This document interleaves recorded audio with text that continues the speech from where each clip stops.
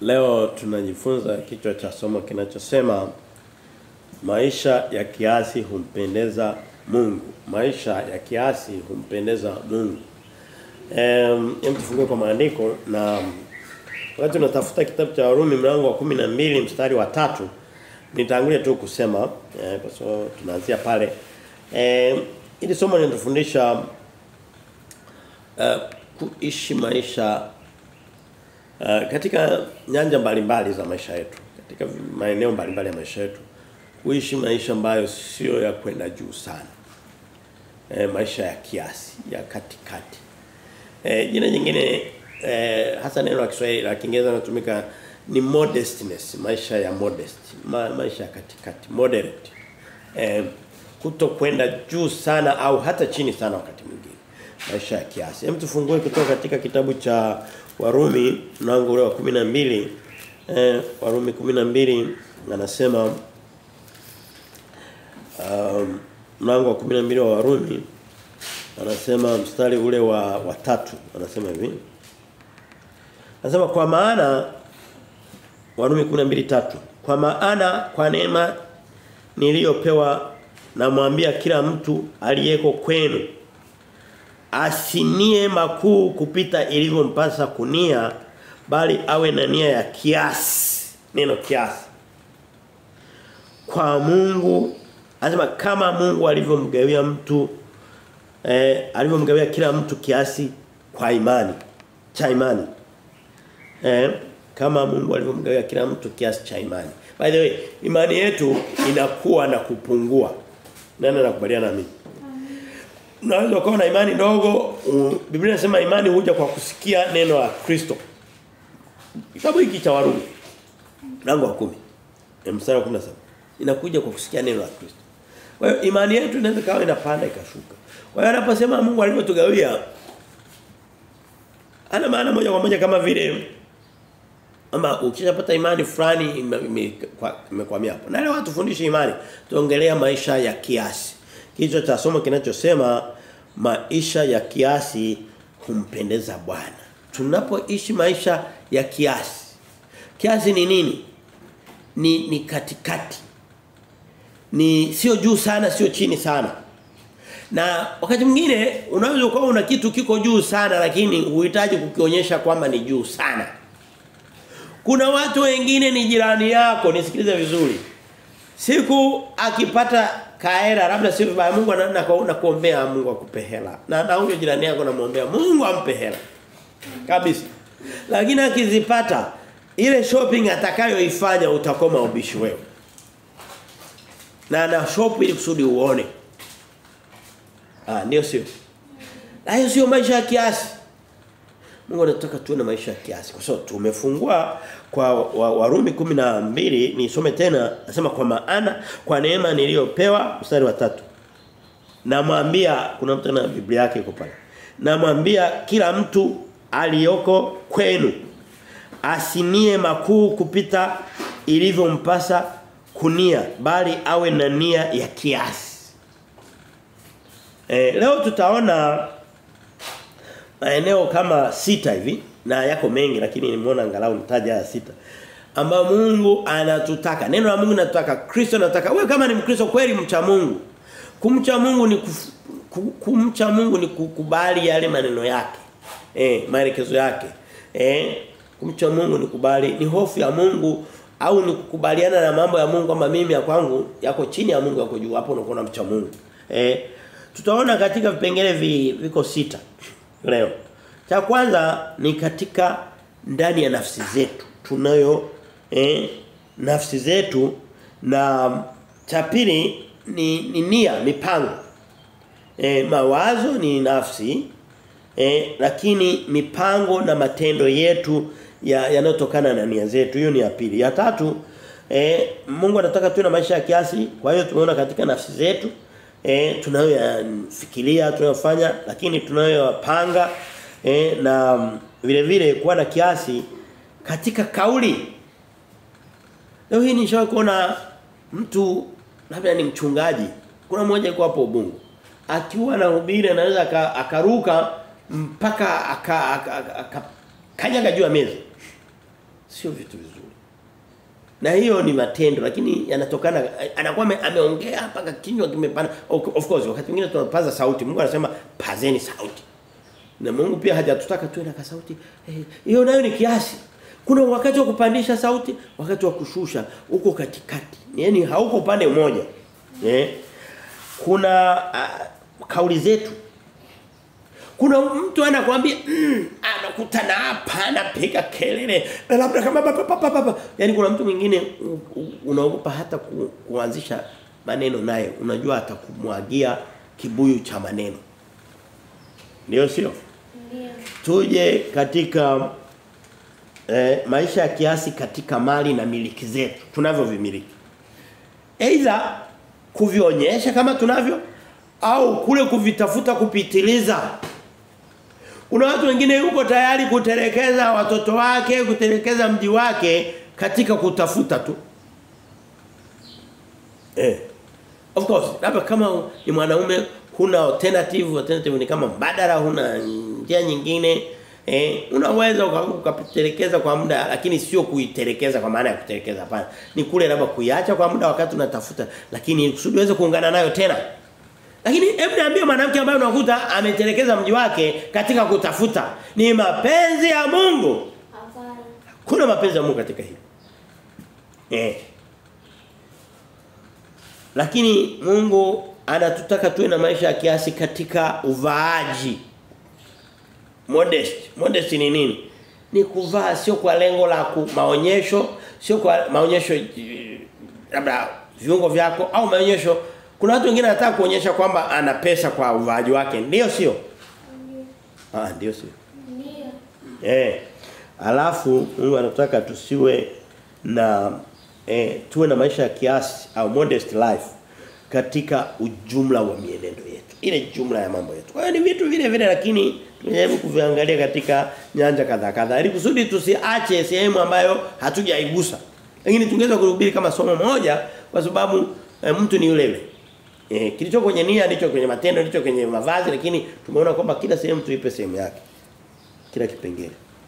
Ukisoma katika kitabu cha Isaya, hebu tufungue wote Isaya 14 mstari wa 13 katika Biblia yako pale pembeni mwa Zaburi hata vile vitabu vya tenzi vile vya utenzi na mashairi Zaburi okay vitabu vya tenzi mashairi ni Ayubu, Zaburi, Mithali na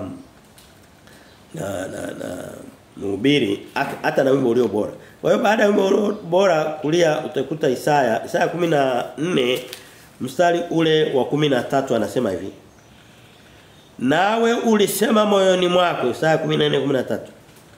Nitapanda mpaka mbinguni, nitakiinua kiti changu juu kuliko nyota za Mungu, nami nitaketi juu mlimani na mkutano katika pande za mwisho za kaskazini. Hii ni tabia ya shetani. Wanasema hapa ni Lucifer. Lucifer anasema sijalishi kama Mungu yuko juu siku nini nitamkuta huko kutakuwa sambamba. Leo hii mabinti mnaenda kuwa wanawake kwenye familia zenu, kuwa wake kwenye miji yenu, usianze kujaribu kutafuta kuwa kichwa cha pili pembeni mwa mmeo. Sio mapenzi ya Mungu. Na yule mwanaume akija akapewa nafasi yako atakuwa sio mwanaume tena. Kwa tunamwona shetani hii tabia ya kutaka kujiinua kutokuwa katika usawa ulinganifu wake mwanzilishi ni shetani. Ni chanzo. Kusoma katika kitabu cha Mathayo mlango ule wa 11 soma mstari ule wa 23 anasema hivi. Mathayo 11:23. Alikuwa anaongelea miji fulani, miji miwili alisema ya Korazini na Kapernaumu. Hem tuisikie Yesu akiwa anaikemea. Mathayo 11:23 anasema hivi. Nawe Kapernaumu, je, utakuzwa mpaka mbinguni? Utashushwa mpaka kuzimu? Kwa kuwa kama miujiza iliyofanyika kwako ingalifanyika katika Sodoma, ungalikuwepo mji huo hata leo. Na kuna mstari mwingine sehemu nyingine anaisema hiyo ilikuwa ni Kapenaumu. Lakini Korazini anasema, ole wako Korazini, ole wako Bethsaida kwa kama miujiza na nini. Ni miji nayo ilikuwa haina kiasi. By the way, tunaona kwamba kiasi modest sio kwa mtu tu peke yake. Inaweza kuwa ni familia, inaweza kuwa ni mji, inaweza kuwa kanisa. Inaweza kuwa kanisa. Leo kuna makanisa unakuta watu wake ni maskini kweli kweli, lakini wanaweza kuchanga hela katika umaskini wao, sio kwa uzuri. Wanaweka kanisa wanaweka mnara mpaka unakuwa ngambo ya angani huko juu kabisa. Sometimes sio modest. Sio kiasi. Hata kama ingekuwa ni kanisa limejengwa na watu matajiri. Hamhitaji kuonyesha watu kwamba mnatajiri. Hiyo hela ya kutengeneza minara ikaenda ikawa inazidi ya Vodacom, ingeweza kuwapa maskini nao wakaishi. Kwa hiyo lakini sana tunaangalia mwanadamu mmoja, tunaangalia Mkristo mmoja. Tunaangalia wewe na mimi. Tuende sasa katika vile vipengele. Tuangalie ni maeneo gani Mungu anatutaka tuwe na maisha ya kiasi. Maeneo ni mengi lakini leo tutataja haya 6 tuliyokishasema. Maeneo 6. Eneo la kwanza kubwa kabisa ni ndani ya nafsi zetu. Katika nafsi. Vitu ambavyo viko kwenye mipango na nia zetu mle ndani. Tusome kutoka katika kitabu cha Luka 14. Biblia inasema mstari wa 8 mpaka wa 10. Luka 14 8 mpaka 10 inasema, ukialikwa na mtu harusini usiketi katika kiti cha mbele, isiwe kwamba amealikwa mtu mwenye kustahili kuliko wewe, akaja yule aliyewaalika wewe na yeye na kukuambia mpishe huyu, nipo utakapoanza kwa haya au kwa aibu kushika mahali pa nyuma. Bali ukialikwa nenda katika mahali pa nyuma, ili ajapo yule aliyekualika akuambie, rafiki yangu njoo huku mbele, nipo utakapokuwa na utukufu mbele ya walioketi pamoja nawe. Kwa maana kila ajikwezaye atadhiliwa, naye adhiliwaye atakwezwa. Nimesikia maneno. Ni somo hapa katika tunafundisha somo jingine ilikuwa inasema humility, kujishusha, unyenyekevu. Hizo linafanana na hilo, lakini hili linaangalia muonekano wetu zaidi. Watu wanapotuona tumekaa, leo hii ukienda katika makanisa ya watu utakuta kuna sehemu zimetengwa juu sana kabisa. Juu sana kabisa. Haina ubaya, mkubwa awe mkubwa, mdogo awe mkubwa, awe mdogo. Mungu ameweka hivyo vitu. Lakini Mungu hajaumba watu wa kufanywa watukufu na wengine watwana. Amina. Amina. Unakuta mmoja na kiti chake kina na dhahabu, kina meremeta, na hapo kati wameweka na carpet kakukaa, kuna yani kuna vitu visivyo yani kama mwanadamu ndani ya ibada. Wewe haimpendezi Mungu. Haimpendezi Mungu. Dada na hizi Yesu alipoketi chakulani alikuwa anatengewa kiti tofauti na wanafunzi wake. Alikuwa anakaa pamoja na wanafunzi wake. Yesu alikuwa anakaa pamoja na wanafunzi wake. Walikuwa wanakula pamoja. Anasema toeni mle wote, wanakula anasema yule nitakayemtoelea huyo ndiye atakayenisaliti. Mtu ambaye unamtoelea, unatoa chakula, kama ni kipande cha nyama unampa na yeye anakupa. Huyo si mwenza wako huyo. Lakini leo hii wanadamu wamejinua sana hasa kwenye makanisa yao. Hasa kwenye makanisa yao. Yaani hata akipita tu, mimi naonaga kuna wengine unakuta si ni askofu si nini. Anaenda siku moja watu wanaalikwa, anaweza kumuona eti anavyopiga kadanadana. Watu wanaanza kupiga makofi, wanafanya nini? Ni kumwabudu mtu huko. Kama unajua kucheza mpira, nenda kavae kama wenzako, nenda kacheze mpira. Lakini yuko kwenye vitenge vyake na mashuka na mangongo na makanzu na wanamletea na kampira, anaanza kupiga hivi makofi. Hivi vitu vyote hivi. Okay, unaweza kusema sio kitu kikubwa, ni kitu kikubwa. Ni kitu kikubwa hicho. Hayo maisha ya kiasi. Tuko tunaangalia maisha ya kiasi katika nafsi zetu. Yaani vitu vilivyomo ndani yetu. Mlango wa tulikuwa twende kwenye Mathayo sehemu nyingi. Mathayo 6, Mathayo 23 sehemu mbili tofauti. Mathayo 6 anasema mstari wa kwanza. Mathayo 6 anasema mstari wa kwanza anasema. Mathayo 6:1 anasema angalieni msifanye wema wenu machoni pa watu kusudi mtazame na wao kwa maana mkifanya hayo hampati thawabu kwa baba yenu aliye mbinguni. Wewe nikwambie huyu mfano wa huyu mtu aliyekuwa anacheza ka mpira ili kusudi atazamwe. Kulingana na neno la Mungu anapata chochote kwa Mungu? Pana. Anasema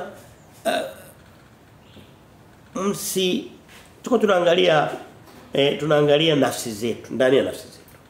Unapokuwa ni mtu wa maonyesho kiasi, lengo la maisha kiasi ni ili kusudi usionekane mara nyingi usiwe juu kupitiliza. Usionekane hivyo.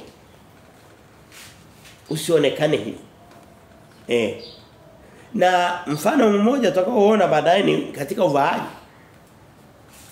Leo hii kile kitendo cha watu wa dini wenye utawa na mavazi maarufu.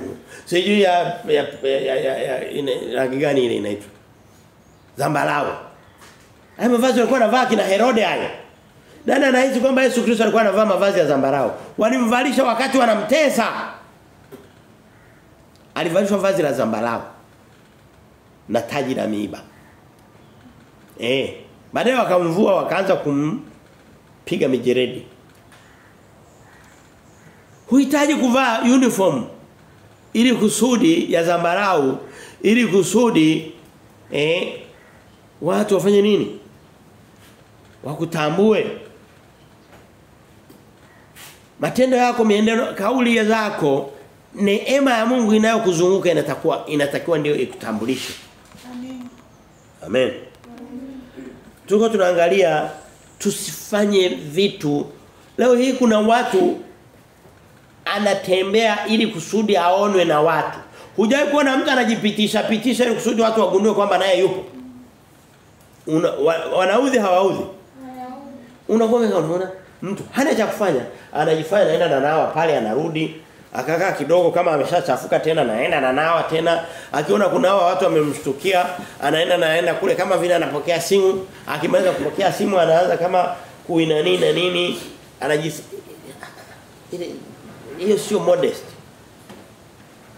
Wakati mwingine uwepo kana kwamba haupo. Kuna mazingira ya kujulikana kama upo, iwapo ni jukumu lako, labda maeneo ya kazini, unatakiwa watu wajue kama uko kazini. Na usijifiche vile vile. Wewe kwambie maisha ya kiasi sio kusema kwamba uko chini. Kwa mfano, mtu ambaye unasikia kuna mtu mmoja nilikuwa nasikia si ni padri gani huko Morogoro, alikuwa hajavaa viatu tangia mwaka 81. Kama bado yuko hai najua hajavaa tena viatu. Hivi yule mtu ambaye anakuambia anatoka hapa anaenda Ulaya, kuna msanili moja hapa linafanana na nguruwe hapa Tanzania. Usoni kama linguruwe fulani. Linaenda Ulaya, linatoka viwanja vya Tanzania na vingine vya bara la Afrika inaingia vya Ulaya na vingine vinaenda mpaka vya Marekani. Maana ndivyo ndio unavyoenda. Huwezi kufika Marekani bila kupitia aidha Uarabuni au Ulaya. Sije hata Ethiopia unaweza. Au basi kidogo South Africa. Linapita huko linatembea lina peku. Unataka kuniambia kwamba anafanya vile kwa ajili tu apate faida ya kutembea peku? Ni kutafuta utukufu. Kwa hiyo kwa kiasi sio kwenda juu peke yake hata kwenda chini. Yule mtu ambaye anakuambia kwamba anaendesha baisikeli iliyotengenezwa miaka ya 70 na mpaka inakutu, yani ikimguza tu tetanus imeingia. Anavaa kikazu kimoja, niwezi kuona kinataka kama cha kahawia hivi kama damu ya mzee. Kama cha zamani kiasi kwamba ukiangalia unashindwa kujua kama ni nguo au ni turubai. Hiyo Mungu hajatuita hivyo pia. Anataka tuwe katika sehemu nyingine anasema katika kitabu cha Mithali mlango wa 30 anasema Mungu nakuomba usinipe utajiri. Nikauliza Mungu wa kitu gani? Lakini pia usinipe umaskini, maana nipe kiasi, modest. Ili kusudi nisiibe nikalitukana jina lako. Omba Mungu kuwa katika. Na kama akikupeleka juu kwenye nyanja fulani, jifanye kama vitakuja kuona jifanye kama vile ile eneo hauko juu sana. Okay, mtu umechaguliwa labda umekuwa waziri uko juu kabisa. Huhitaji kujiinua ukataa kuzidi basi hata na rais. Wako wengine unamkuta ni waziri lakini ukiangalia anavyojipeleka. Mimi huu mkoa ni wa kwangu wote huu. Mimi mkoa ni wa kwangu huu. Wamasai wote walio kwenye huu mkoa mimi ndo bosi wao. Na asubuhi unaweza kuamka ukawa sio bosi wa chochote. Amen. Maisha kiasi. Modest. Ukisoma katika kitabu cha Mathayo tulikuwa mlango wa 6. Anasema mlango wa 6 ngoja nisitize pale mstari wa kwanza. Anasema mnapofanya mambo yenu msifanye kwa lengo la kutazama na watu. Mtu anayefanya kwa lengo la kutazama na watu kwa lolote lile sio mtu anayefanya maisha ya kiasi. Hakuna kiasi ndani yake katika kutazama na watu. Mathayo 23 mlango wa 23 wa Mathayo ukisoma mstari wa 5 na 6 twende haraka kidogo. Mstari sio michache lakini sio mingi sana. Mathayo 23:5 na 6 anasema hivi. Tena matendo yao yote. Alikuwa anaongelea viongozi wa dini. Wale walioko hapa. Aliwasema wakati wa Yesu lakini ndio wale wakuu wa dini. Tena matendo yao yote huyatenda ili kutazamwa na watu kwa kuwa hupanua hirizi zao. Hirizi ndio ile mikufu na kuta mkuu wa dini ana mikufu kama 50 kifuani. Hupanua hirizi zao, huongeza matamvua yao, hupenda viti vya mbele katika karamu na kuketi mbele kwenye masinagogi na makanisa yao. Na kusalimiwa na watu masomo. Sio maisha ya modest, sio maisha ya chini. Yaani unatakiwa mtu kwa mfano labda ni mkuu wa watu, ukifika pale usigundue moja kwa moja mkuu ni nani, labda ikiwezekana uulize. Wewe niulize, watu waliokuja kumkamata Yesu, walipofika walisema yule ni Yesu ndo mkubwa. Tunamwona kabisa yuko pale kiti chake kiko wazi. Si walianza kuuliza. Yesu akasema mbona kama mnazubazuba, hebu tuambie mnamtafuta nani sasa? Wazungu tunamtafuta Yesu. Kama hatujui ni upi, hatuni tofauti ya Yesu na Petro na yoyote yule. Anasema sasa ndio mimi. Naona kama huyu ni Yesu tufikiri ni bosi kumbe ni wa kawaida sana. Tujifunze kwa kawaida. Amen. Amen. Kweli kabisa. Kama ni baba cheza na watoto wako kama mtoto mwenzao wakati mwingine. Of course kuna mipaka ya ubaba wakati mwingine.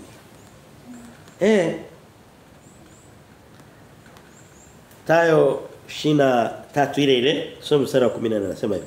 Ole 14 ole wenu waanisha mafarisayo wanafiki kwa kuwa mnakula nyumba za wajane na kwa unafiki mnasali sala ndefu kwa hiyo mtapata hukumu iliyo kubwa zaidi. Hoja ni ile ile. Hawa watu wanachokifanya wanataka kionekane kiko juu. Sala yao ni ndefu. Yaani kana kwamba hawa wanaongea na Mungu 24 hours. Sasa shina maana. Yaani tunawahi kwenda kwenye kanisa moja la kilokole la kipuuzi. Tukamaliza ibada. Jua linapiga kweli kweli joto. Unajua tena makanisa ya kilokole hanaga AC hana kitu gani, si ndio? Tulipomaliza tukaanza kusalishwa tunapiga ukuta. Popo. Sali nyingine zima. Njaa zinauma watoto wanalia. Unafiki. Mwingine anasema wewe anaonekana hana imani. Sawa, sina imani. Umefurahi, sina imani. Tuendelee. Katika nafsi zetu. Kingine ambacho kinakaribiana na katika nafsi ni nia, mipango. Tunacho nia. Sasa mawazo ndio yanazaa nia, ndio yanazaa mipango. Hem tuangalie nia sasa. Umetoka kwenye mawazo ya ndani kabisa, ni sisi ni akina nani, malengo yetu ya maisha nini? Sasa tuje mipango yetu. Mathayo 23:8 na 9 nasema hivi. 8 na 9 Mathayo hizo. Mstari wa 8 na wa 9 anasema. Bali ninyi msiitwe rabi, maana mwalimu wenu ni mmoja, nanyi nyote ni ndugu. Wala msimuite mtu baba duniani, maana baba yenu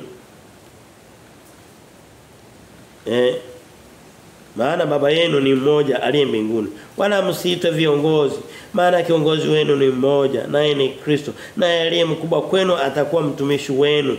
Na yeyote atakayejikweza atadhiliwa, na yeyote atakayejidhili atakwezwa. Mungu alikuwa anaongelea ni hoja hiyo, lakini iko katika mipango yetu. Msitake kuwa viongozi. Nani anaweza kaniambia kwamba ukiacha kwamba nawahubiri hapa nimeleta na uongozi ndani yake? Hakuna kosa kuwa kiongozi. Lakini uongozi anaoongelea hapa ni kama ule unyampara.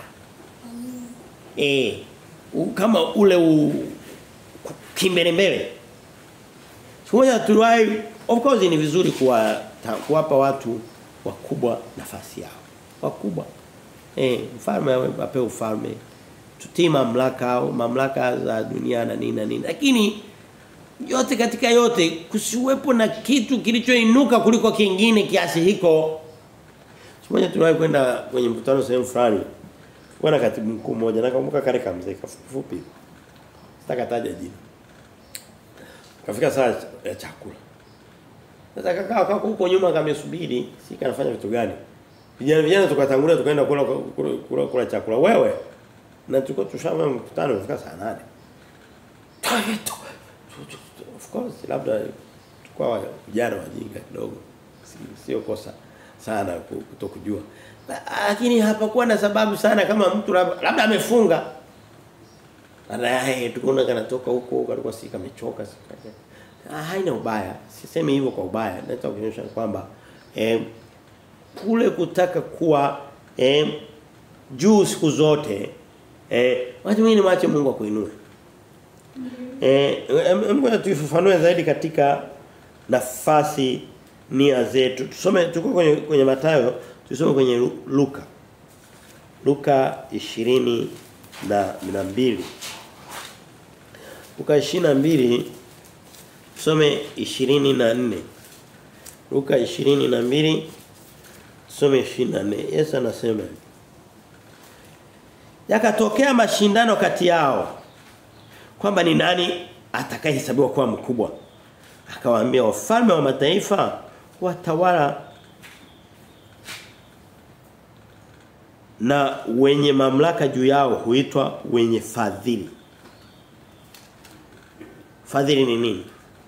Ni kama wenye bahati waliobarikiwa, Mungu amewafadhili, amewabariki, amewapa nafasi nzuri. Yaani kana kwamba wewe katika hali ya kawaida mtu anapokuwa kiongozi anatakiwa maisha yake yasiwe ya kutamaniwa na watu. Nani ananielewa? Usitamani kabisa kwamba huyu niwe kama yule. Kwa sababu ni mmoja wao. Leo lakini anasema wafalme wa dunia, mamlaka za dunia, uongozi wa dunia, viongozi wa dunia, wanasiasa wa dunia, wakuu wa dunia wa leo wa wakati wa Yesu huwa kama ni wakuu hao wa chini wanawatumikisha. Wanatumikishwa wale wa chini. By the way, kiongozi mzuri huitwa mtumishi wa watu wake. Mtu anasema yakatoka mashindano kati yao kwamba ni nani atakayehesabiwa kuwa mkubwa. Akawaambia wafalme wa mataifa watawala na wenye mamlaka juu yao huitwa wenye fadhili, lakini kwenu isiwe hivi, bali aliye mkubwa kwenu na awe kama aliye mdogo, na mwenye kuongoza kama yule atumikaye. Yesu asema mfano mmoja ni mimi. Mstari wa 27. Maana aliye mkubwa ni yupi? Yeye aliye keti chakulani au yule atumikaye? Si yule aketie chakulani, lakini mimi kati yenu nimekuwa kama atumikaye. Anasema mimi sikuja nikakaa chini mkaanza kunihudumia. Mimi ndo nilikuwa nawahudumia. Wakati mwingine nimeosha na miguu. Hiyo hoja imefafanua kidogo zaidi kwenye Mathayo 22. Tulikuwa kwenye Mathayo 23 lakini turudi kwenye Mathayo 22 mstari wa 8. Mstari wa 8. Bwana, mstari wa 8 iwache. Mathayo 20. Okay, tuiache. Tumeiona. Anasema hata katika nafasi za uongozi watu wasionekane mpaka isifikie sehemu fulani wakatamani nafasi yako. Awe mtumishi wako. Mtende katika kipengele hizo ilikuwa ni tuje maisha ya kiasi katika kauli na maneno yetu. Maneno yetu yasiwe yale yaliyo chomoka sana. Kuna mtu mwingine akiongea unasikia salamu tu ni kama anagombana. Salamu ni kama au hata mwingine ukitaka sauti kako chini unafikiri ameshakufa. Labda anatoa pumzi za mwisho. Nataka tuongee katikati bwana habari ya leo. Bwana wewe ni mzima. Maneno kama hayo kauli. Ukisoma katika kitabu cha na kauli zetu zisionyeshe kama vile tunajitumainia sana. Ukisoma katika kitabu cha Yakobo mlango ule wa 4 mstari wa 13. Yakobo 4:13 anasema hivi. Sikiliza maneno. Mniambie kama huyu mtu alikuwa na maisha ya kiasi. Haya basi 4:13. Haya basi ninyi msemao leo au kesho tutaingia katika mji fulani na kukaa humo mwaka mzima na kufanya biashara na kupata faida. Walakini hamjui yatakayo kuwako kesho. Uzima wenu ni nini? Maana ninyi ni mvuke onekanao kwa kitambo kisha hutoweka. Badala ya kusema Bwana akipenda tutakuwa hai na kufanya hivi na hivi. Wewe uulize kati ya huyu anayekwambia kesho tutakuwa wiki hii tutakuwa huku tukitoka tutakuwa huku mwingine anasema Mungu akipenda tutafika huku tutafanya hivi. Yupi ambaye ana maisha ya kiasi katika yale kwenye kichwa chake kwenye kauli yake? Yule ambaye anasema Mungu akipenda sio? Maisha yetu hata kama sio lazima tutumie lile neno moja kwa moja lakini mtu atakayesikia kauli yako kauli yangu asikie kwamba kuna tentative kuna nafasi ya kumpa Mungu kutuamulia kesho yetu. Amen. Hawa walikuwa hawana kauli ambayo inaonyesha kwamba wana maisha ya kiasi, wana maisha ya kumtumainia Mungu. Petro wa pili mlango wa 10 na Petro wa pili haina mlango. Mstari wa 10 mlango wa pili mstari ule wa 18. Petro wa pili 2:18. Mtu isome pale japo nitaielezea kwa King James kidogo anasema hivi Petro wa pili 2:18 anasema maana wakinena maneno makuu ni maneno mazuri hayo maneno makuu mno ya kiburi kwa tamaa ya mwili na kwa ufisadi huwahadaa watu walioanza kuwakimbia wale walioenenda katika udanganyifu. Alikuwa anaongelea manabii wa uongo. Wewe waulizeni manabii wa uongo wale wanaongea maneno madogo ni maneno makuu. Yale ambayo watu wanayapenda. Mwingine anakuambia niko hapa. Tayari nimeshaagiza treni. Natumia sauti ya Kisukuma. Treni. Neno ya kujitutumua. Haya niulize yule aliyesema kwamba wanaizidi Tanzania wanaizidi TRA pesa. Alikuwa ni maneno mepesi yale. Lakini mtu wa dini yao yuko hapo Mlimani City na anawasili kama anahubiri bado. Nadhani anahubiri. Ana hekalu hapo nani? Mbezi Beach. Lakini hiyo ni upande mmoja. Maneno makuu anayoongelea ni yale maneno ya uongo ni kufikia mwakani hapa watano kati yenu watakuwa na VX wadogo kidogo ambao hawana imani hawamtolei Mungu vizuri hawa nitawapa hali ya hawa alafu yule pale ambaye anaonekana kabisa kanisani yupo tu kwa hasara yule nitampa bajaji maneno makuu ya uongo. Maneno makuu ya uongo. Mwambie unapohubiri neno la Mungu. Mungu anasema paza sauti piga kelele ukafanya vile. Unakuwa huko unahubiri maneno ya kiasi. Nani kwa pamoja na mimi? Amen. Tuko tunaangalia kauli. Mungu anataka tuwe na jaribu kidogo kurejea. Mungu anataka tuwe na maisha ya kiasi katika nafsi zetu, nia zetu, katika kauli zetu. hata katika maisha ya kila siku lakini vile vile katika maisha ya namna gani? Maisha yetu ya kiroho. Maneno yetu ya kiroho. Yalingane na kiwango cha kimungu. Mmoja unakuta nabii wa uongo mtandaoni hajui wanaokaa humo wasiokaa wanaomuona wanaosoma wasiosoma anasema yeyote anayesoma hii message wiki hii hela itamtembelea. Watu haraka sana wanaanza kumwaga ameni pale. Si mtakuwa mmeshaweka ameni na nini Bali ni unaingia kwenye mtego mwembamba kama. Yeyote ambaye anataka 500,000 wiki hii akomenti ameni kwenye hii message. Kumbe anatafuta tu umaarufu kupandisha chati yake. Ameni mtume ameni baba. Una mibaba mingapi na tapeli nalo nini baba lako?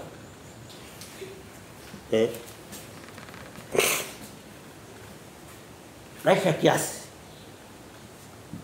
Mungu anataka tuwe na maisha kiasi katika miliki na mali zetu. Aidha jinsi tunavyozitafuta na au jinsi tunavyozitumia. Kuna watoto wanamkuta labda babake ameenda amempa kisenti fulani, anavyoenda kanunua, amenunua hiki anaenda kuonyesha wenzake. Kidogo mtoto anakuwa, lakini na mtoto ndio mwanzo, ndio matatizo yanaanzia hapo. Lakini vipi mtu mzima sasa?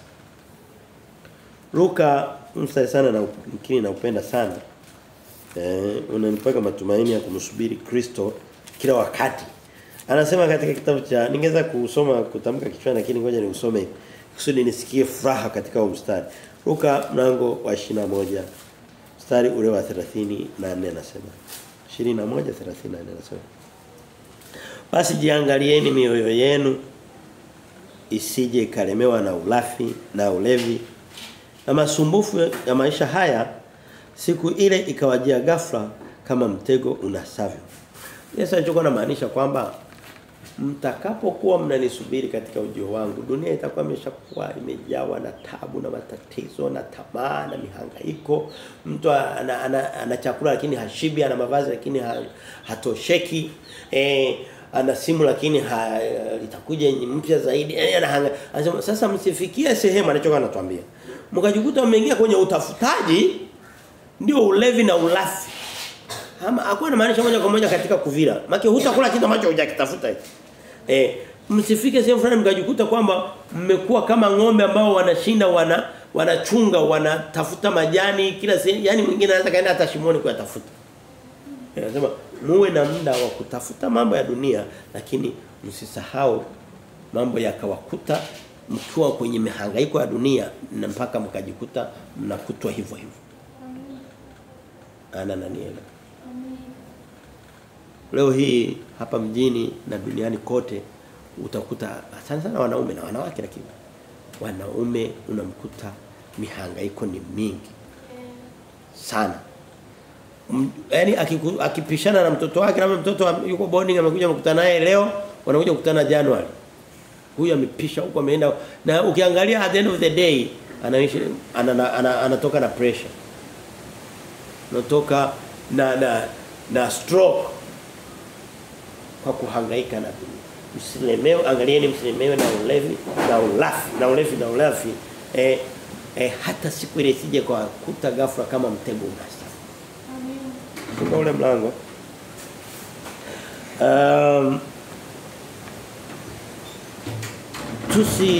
Tuwe na kiasi katika milki na mali zetu.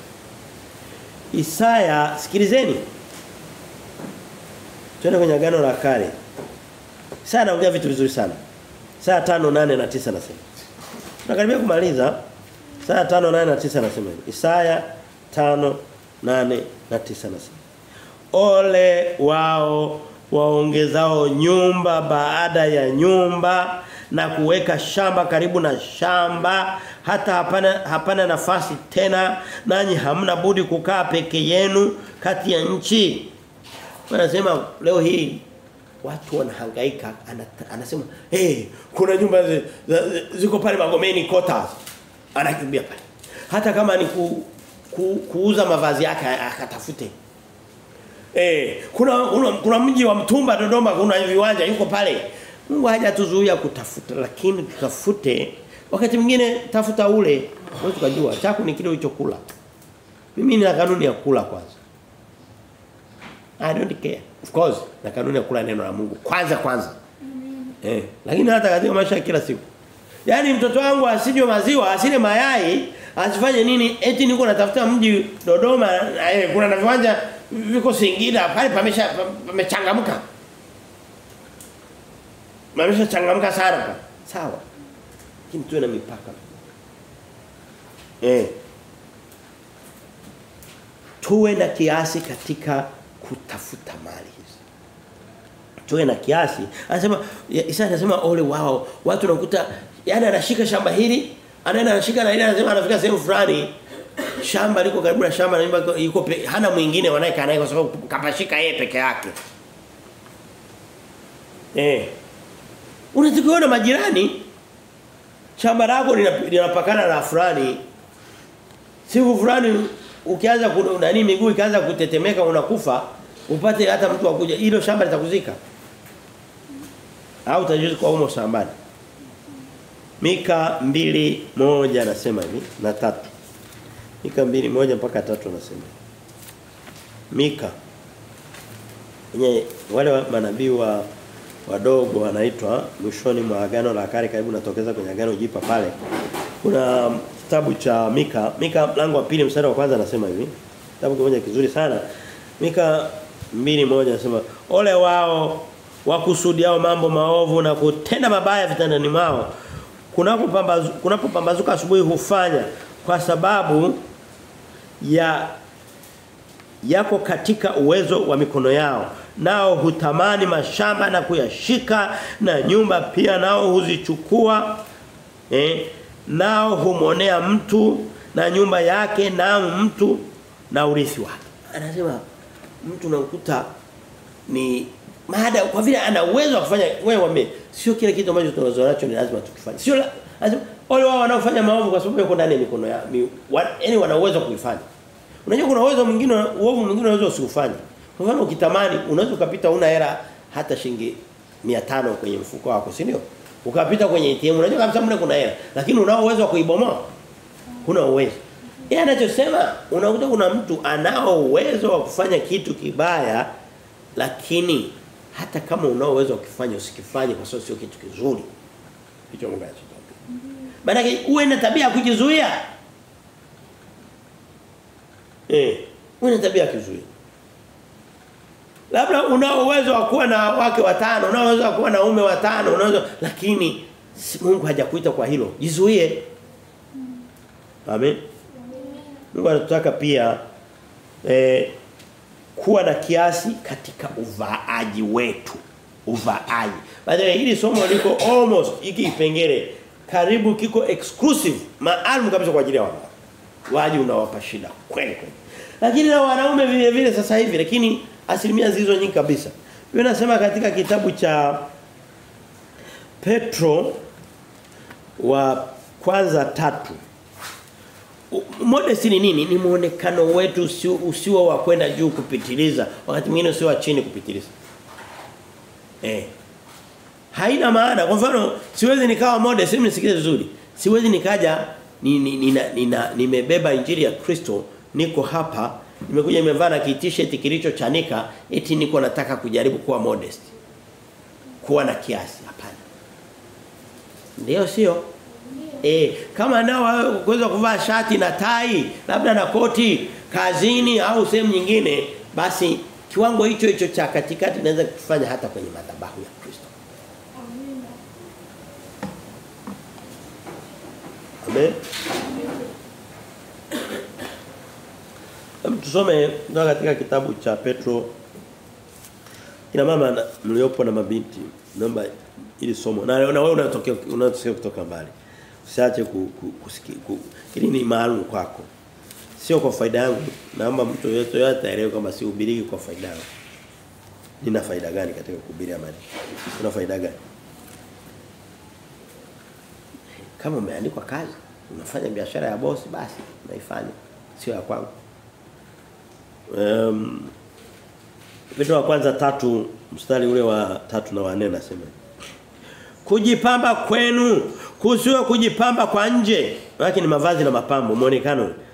Yaani kusuka nywele na kujitia dhahabu na kuvalia mavazi, bali kuwe utu wa moyoni usioonekana katika mapambo yasiyoharibika, yani roho ya upole na utulivu iliyo ya thamani kuu mbele za Mungu. Mungu anasema jinsi mnavovaa, mnavosuka, mnavotumia manukato, mnavotumia vipodozi, si vitu gani hivyo vyote viwe sio kwa lengo la kung'aa na kuonekana uko juu sana. Leo hii watu wanatumia mavazi, anakuambia unaisikia ile perfume yake, ile perfume ni ya Ufaransa ile. Ile that's not no. Unaiona ile simu yake. Zile kubwa zinaitwaje zile samani? Kuna moja inaitwa iPhone fulani kubwa. 16 ndio imefika Umejuaje? Hapana, lakini vyote vile unakuta mtu hana hata mshahara lakini ana iPhone 16. Tafuta alivyoipata. Ni binti wa chuo. Kesho unasikia wanagombaniwa na nani, wako mahakamani. Kuna wengine hapo wamepelekwa mahakamani. Wanapambania iPhone na vitu kama hivyo. Wako kwa mijambazi fulani ya mjini hapa. Mzazi ameuza mbuzi na kuku na njiwa na sungura ili kitoto chake kiende kikakanyage chuo kikuu angalau na chenye kitoe tongotongo. Lakini viko vinagombania wanaume. Na mwanaume naye sio atumsifii kwa lolote. Actually tunamponda vile vile. Sawa nao. Amen. Anasema mnavovaa msinie makuu kuliko mlivyopangiwa. Na hata kama umepangiwa, kwani kama nimepangiwa juu nikaonekana mdogo, kwani Kristo alikuwa amepangiwa pakubwa, alikuwa amepangiwa padogo? Pakubwa, si ndio? Lakini alikaa huko juu. Mungu anasema alikuja kakaa kama sisi. Tukao ili ni maalum kwa wadada. Anasema kujipamba kwenu. Wadada mmenielewa? Wadogo wengine mmenielewa? Sawa. Ili waingie kwenye. Of course kutakuwa na pressure. Wenzenu watawana nini? Of course usijifanye kwamba ukawa na misimamo, mimi wasifanyiki kwa sababu wakati mwingine utumie na hekima ya kibinadamu. Kuna wakati mwingine wa kufanana nao kwa kipato. Yaani unakuwa na mipaka. Mipaka ni sehemu ya maisha ya kiasi. Timotheo wa kwanza mlango wa 2.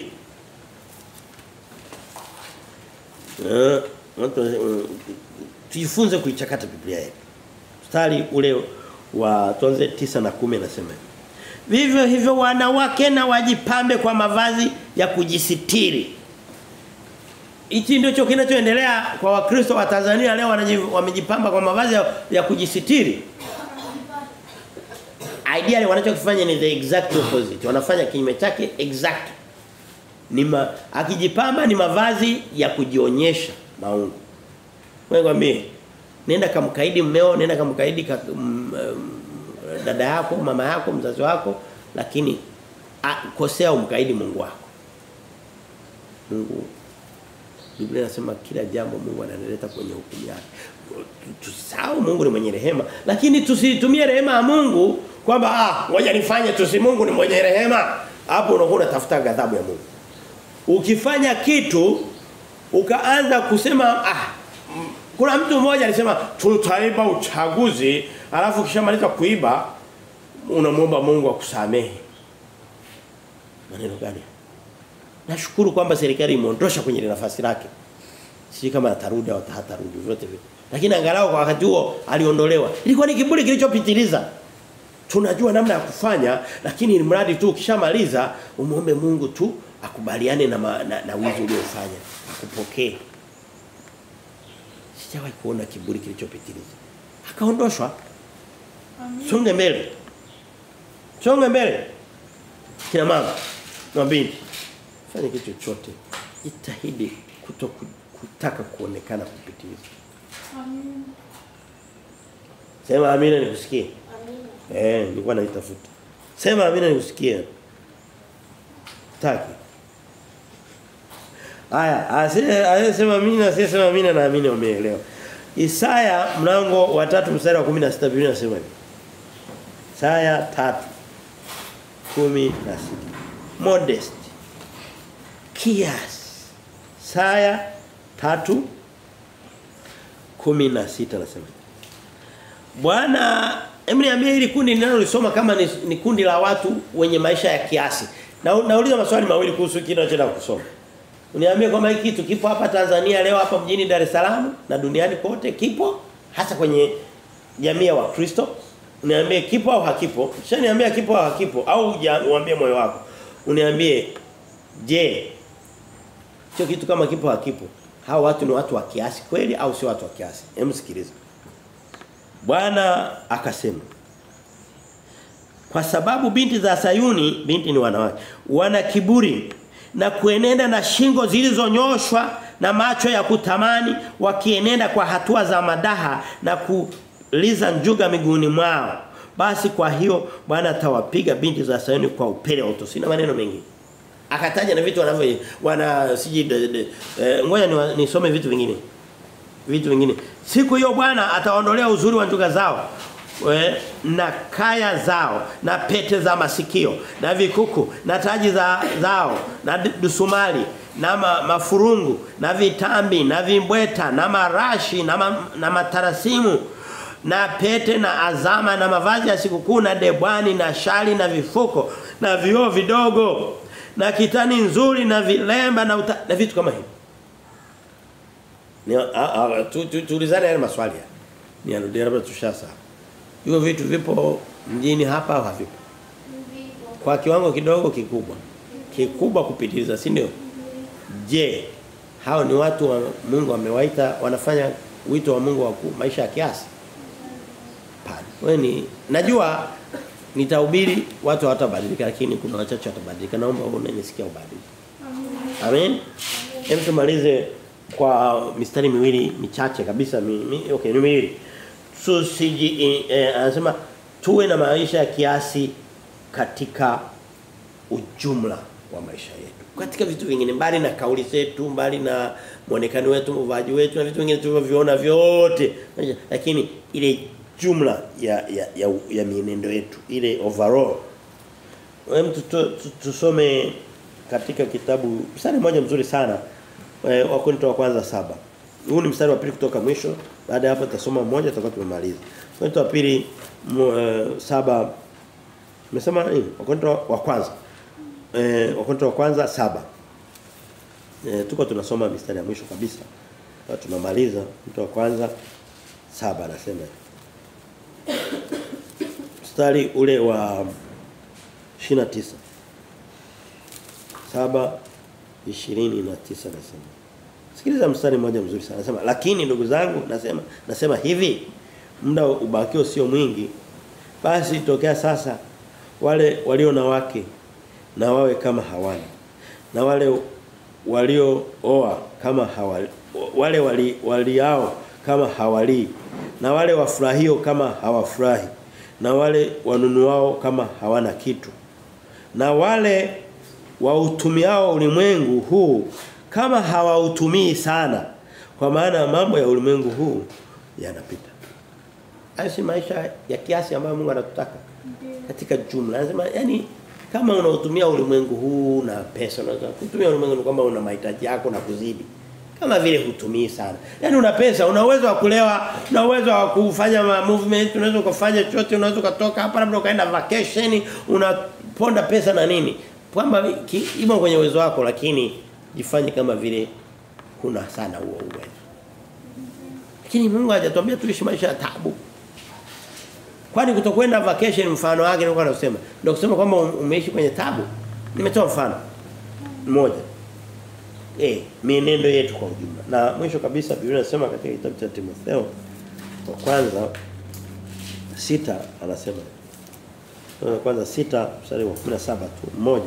Sema walio matajiri wa ulimwengu wa sasa waagize wasijivune wala wasiutumainie utajiri usio yakini, bali wamtumaini Mungu atupae vitu vyote kwa wingi ili tuvitumie kwa furaha. Anasema mali zetu kama ni matajiri. Labda Mungu atakubariki kuingia katika kundi la matajiri. Okay, definition yake sio nyepesi kuipata. Lakini wote vile unapokuwa una uwezo wa kupata chochote kuliko mtu wa wastani anayekuzunguka maana yake uko kwenye kundi la matajiri kwenye hilo eneo. Anasema utajiri wenu usiwe ndicho kitu cha ninyi kutumaini. By the way, mtu anayetumainia vitu asimtumainie Mungu. Yaani vitu ni muhimu. Yaani akiugua anafikiria daktari kwanza kabla ya kukumbuka Mungu. Akakumbuka bima zake, akakumbuka gari lake, akakumbuka chochote alichonacho. Kuna mtu mwingine anasema mimi nikiugua sasa yote naenda South Africa, naenda India. Wewe niambie mimi nasema nikiugua namlilia Mungu wangu. Ndio matumaini yangu. Huyo mtu ni modest ambaye anaweza wakati mwingine akawa na uwezo wa kufanya kile, lakini watu lazimika kumtumainia Mungu kwa sababu hawana uwezo wa kutumia vitu vingine. Hawanavyo. Sasa anasema hata kama una vitu vya kutumainia, ishi maisha ya kiasi ili kusudi uweze kumtumainia Muumba wako. Kwa tumeishia hapa. Mungu awabariki sana. Baba tunakushukuru kwa ajili ya neno hili. Tukiamini litazama tunda kwa ajili ya ufalme wa mbinguni na utukufu wako. Nasema asante Bwana. Tuma baraka zako wiki yote hii. Yoko mbele yetu, tulishe, tunyweshe, tulaze, tuamshe, tupe afya, tupe maisha yetu Mungu. Na utukumbushe neno lako. Pia utukusanye hapa wakati mwingine Baba. Tunakushukuru katika jina la Baba na la Mwana na la Roho Mtakatifu. Amen.